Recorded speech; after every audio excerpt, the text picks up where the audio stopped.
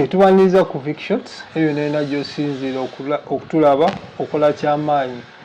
oli mulayi mulungi naddala gwe abadde tonaba kusubscribinga esawo subscribing olikinge okomentinge then osharinge video eno etuuke ku byonna yonna eyo ku muntu gwekikwatako nyogola okwajjukiza nti wano ku Vic Shots tukuleetera abantu ab'enjawulo n'olwalero tuyise mu entertainment tuze n'omukyala mchala wa maanyi mumulaba ku social media ku YouTube okwatabuse modo plus size modo nyonga okujukiza nti yeze fika omwelezaawo muzukulu wa Kikulukumi muna Butambala Cox ogamba otya nje ndi munayo oli otya Vic Shots nyini omwezi waffe waliyo omulinga gwe gusoso kulaba ngandi agadde okutegeera amanya gange amatuufu oba gonna amanya gange amatuufu bampita Katushabe Sylvia agwa genkozesa mu mitimba mu mulimu gwange Cox UG wonna lwaki Cox erinnya neryo erinnya gali abiri waliwo Cox ne Coax kati Cox lina gyeryava ne Coax lina gyeryava Coax lyali lya King Kong ndoza mujjukira King Kong dancer rest in peace nali nkola naye so ye yali ntuma bwatyo nga liri yali ndi muzibuwaliraye kati nga liyita Coax naye nga ate liri Cox kati Cox best friend wange yafa bali bamuyita Diane yali ntuma so wentyo wenzija ne Coax amajja agabiri bonna bakyali bwe baga ku yes my friends ate bonna bafa rest in peace sigeza bali close nnyo they were my best friends actually ogambe King Kong King Kong tumanyira twamulabanga mu video like skits za comedy ezimu mwali mwaganyi like mwemanyi nnyo ate weyafiira awo twali very close twali twakava ne Zambia waliwo trip gye twali tugenzeko okukolera nga batuyise yes mwali nkola naye mugenze kola ki twali tugenze kukolera bye tukola through comedy dance we communicate through comedy dance bye tukola kati ojjotya okuyingira mu eno business eno ya ejogambe comedy dance ya era najiyingiramu nali nakolako karaoke I was a dancer kati then King Kong gye yansanga eyo in fact twali mu bbala eyo nga tukola kati gye yansanga n'ayagala byenkola nangamba tusobola okukola so went we nayingira comedy dance era King Kong eyanzuula mu ekyo ekirala naye nga olwedde nali nzina tulabye abayimbi bonaona abasinga bagamba naliko mu karaoke olina okumimbi n'omugo omanyi nti nga yeya mwakolako naye mu karaoke ebbanga waliwo Shiba kalungi Shiba there's some group next akola naye nnyo but twali naye ko then netumalawo twagendera Rwanda fene tubaleka eno na joininga Stingers kati yaffe bali bagita Avilines ndi wadda Avilines kati awo ni omulala waliwo gwe twazina naye abanati naye fan abo nawona tubalaba bakyaliwo bate bakikuba embeera ya karaoke ebiseera yali etya kuba tulanda kuzina abaana era bakyakola karaoke bakyali inje bali tufudde nze mbanga ndudde okubiwulira nobiwulira nti babikola gye bali mu Kampala up country mpozi naye kati eno sikyabiwulira nti gyebiri manange tubigenda mitsa long story challenges zalinga nnyingi but nga wojja akawogo by then kati gwalinga mulimu naye era nga mwabeeranga mu challenges nnyingi olunsi mugenda ne mukola ne batabasasula ne babaddukako bityo omulabi waffe yandiyagadde okumanya edda omwana omuwala yayingiranga atya comedy mbeera ki walubeerangayo embeera yamusikiriza nkuyingira karaoke ndowooza mbeera yansi kankyogere bwe nti otuuka nga naye nze saayingira bwe nali nyingira saayingira nti nno nali nnoonya bw'oba ndi bubi nnyonnyonyo it was just talent ate nensangayo eyo abantwalayo bwe bato peer pressure bwe ntyo nze bwe nayingira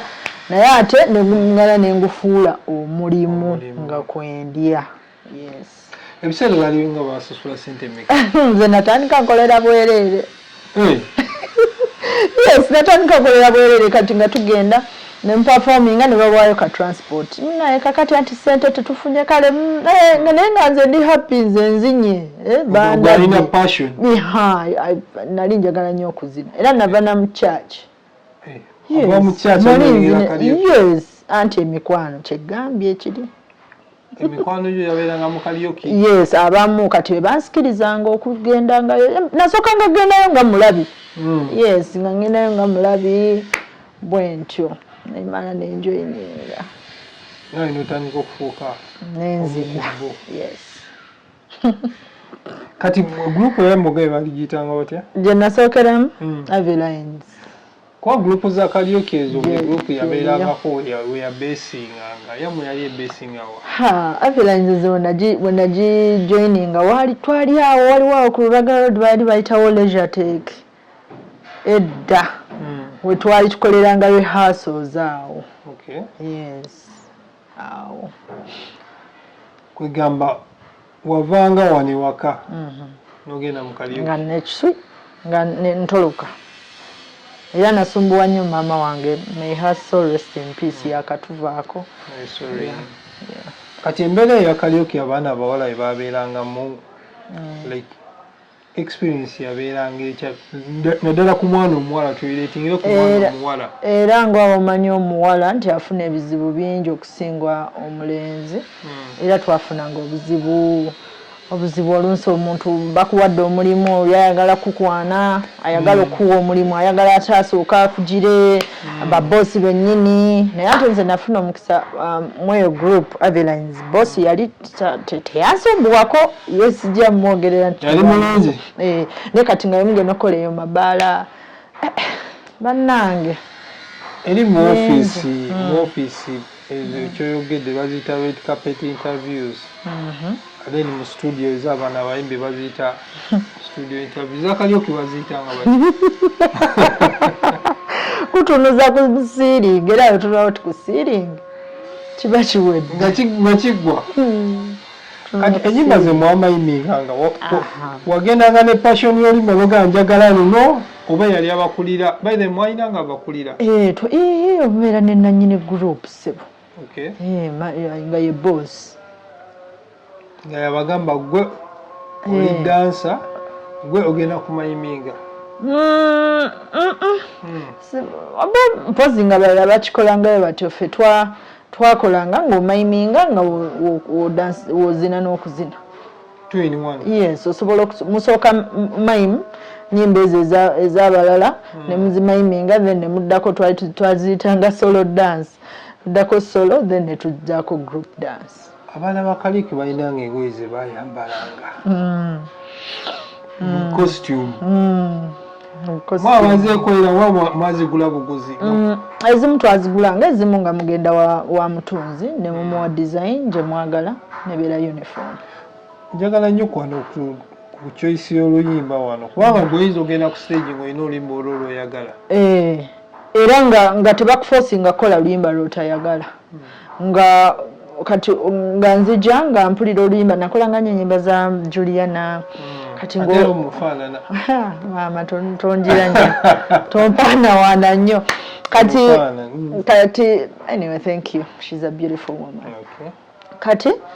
ng'olukwami nga n'olubeera mu mutwe nze nga nziyiga nga ne waawuunira okolawo n'owuuna so wakolanga ennyimba z'ofiiringa nga ggwe nga tebakuforcinga kola luyimba lwota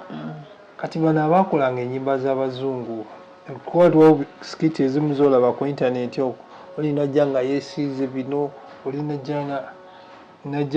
omukazi ng'ayambadde obugoye egamba ng'alinga muzungu obutya mwabeeranga ne rehearsal bifugenda ku stage butya okola rehearsal ng'omulimu gwonna kati ng'ogwo gwa stage twakolanga rehearsals ng'okola rehearsals naddala ez'amazina before you go on stage. Biseera mwazina mazina ki? Calypso. Calypso yalimu Calypso lingala byonna nga tubizina. Byonna nga amapiano tegaaliwo. Mulimu yes gaawano kati byonna byonna twabikolanga ebisinga tuzina. Kati music eyo gwe mwazinirangako bannannyini baabyo tebateekangawo mbeera. Ate kati olaba ne kati tebateekawo mbeera tetulina copyright. Mubiseera kwegamba mwakolanga byammwe ngera bwe kiri nti osobola okugenda no performing olimba lw'omuntu nga tewali kyogize bwe kityo kyali paka era ndowooza ne kati Karaoke mwasinga mukolera mu avenues essaawa zino ng'olaba n'ogamba kino ekifo ekyo twakolerangamu nakati kikyaliwo. Waliwo wali ku Mona Lisa e Kabuusi. Mona Lisa pub. Awo nalwawo nnyo era mpitawo ne ntunulawo ne ngamba ekifo kyaffe kikyaliwo. Waliwo nannyini kyo Tito. Tito naye yafa bambi, rest in peace. Then kati waddawo omulala naye era twalwa naye era akyaliwo ye. Mona Lisa. Kugamba mu Karaoke wabeeramu olina ebirungi by'oyinza ogamba nno kino kyo kyali kya Karaoke. Mbirina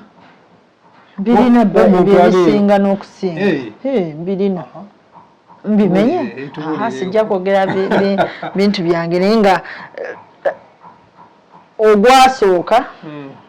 waliwo emyaka gye nazanyiramuko then waliwo webyafuuka nga omulimu gwange nga gwe mazina nkeera ku makya nze nakolanga kuva Mande paka Mande ng'ogenda n'onzina webaka misana tambulanga wabala nnyo okukola okitegeera so kati nze achievements nzirina. Omanyi lwaki ngamu nebya Karaoke bikyaliwo? Recent nabadde ntambula side ze Nansana nsanga bakuba drive nga kuliko n'abawala abazina. Naffe twabikolanga ebyo era teri muntu yakola Karaoke nga tabeerangako ku bimotoka ebyo. Nze kugamba amazima. Omulabe waffe ayagala omwawuliremu wakati wa miming ne Karaoke. Byawukanamu. Tewali bye bimu kulaba kati ffe bye bimu kubanga kati era okwata kazindalo ne bakuterako wali music luyimba lwa Wininwaji oba lwonna n'okwata no miming yoyo. Kati Karaoke waliwo Karaoke ono ow'okuyimba abeera mabaalo mumanyi kati ate gwe twali ffe tuyita Karaoke ono by then nga mukadde hamu edda. Kigamba ekyali badde Karaoke ali mu nemukifuula miming. Ekyali badde miming twakifuula Karaoke. Yes. Tuveeyo mu Karaoke osengudde ozze mpola mpola. Nzize nvuddeyo. Oyingirayo UG Extra. Nyingirayo UG Extra. No, nagenda wa King Kong UG Extra ite najja. It was King Kong MC of Uganda. Nentandikira okukola naye ate namala nangendako then ate nefuuka UG Extra under some King Kong weyagendera wali okyali mu UG Extra. Nali nkyaliwo no UG Extra yate na rebranding akufuuka UG Extra. It was still under King Kong MC of Uganda. Ati we yafa then netu rebranding to King Kong MC mu group ya mwalingamu nani nga tukyalina King Kong mwalimu nga abawala bangi bannaye mwalingamu abawala bangi nga tulina omulenzi abalenzi balinga nga bakyuka bwe naye nga abawala Dora bwe bali nakati. Yes bwe bali ate bakola gye bali bakyali mu UG Extra. UG Extra ate mulimu bapya nze yali ng'omukadde naye nga mu entertainment pakyalimu. Abamu olani nani mulimu kati abamu ndoza tembamanyi waliwo Dora waliwo Dora ali awo kati sayira mu kunyonyera mpozi ng'ogenze era mu videos zaffe n'omulaba Dora Rema na makula waliwo lwemulaba mutya Rema Aki ya nani omulala Maria nani omulala bannange bali bangi sorry mwiji extra mwali under management ya King Kong right King Kong yali Sam Sam yali nga yemabega okay Sam yali abasayininga mwalina contract naye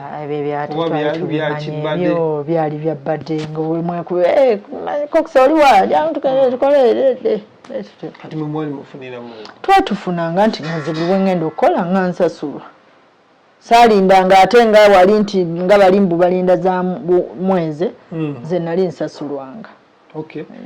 wenkoze nga lwampa sente ngenda kuwa sente bwezinga tuteesa yeah Embera yeyo mu management ya King Kong kuba twalaba King Kong yabeeranga mu mazina ng'abeera mu video nammwe mwafeaturingako mu video ezimu nga babapangisa ne mujja mu video nze nakolera ddala abayimbi naye kulwakuba ate si nnyonnyonnyonnyo naye nga nali mu videos ezimu nali nga ndi mutono nnyo era nondaba tosa tosategeera nti noba yenze nali mutono nnyo small size small ate wanodda kuba minus size netudda ku plus size one plus size kati tuli awo wetuli twakula kuba kati ogambaawo mu King Kong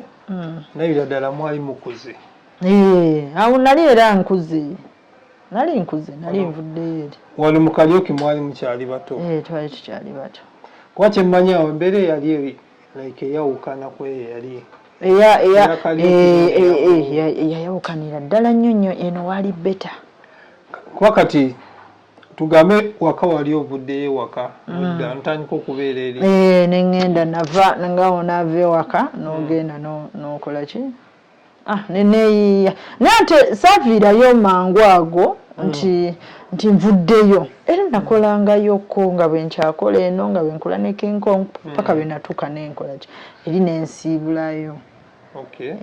then nembeera ng'eno ate eno nawewuka nnyo kuba nali sikola nnyo mwina bwe mwabeeranga nti nenyumba eno wetubeera ne King Kong no necessarily ne King Kong naye nga group ebyo byakaliroki byabeerangayo naye nze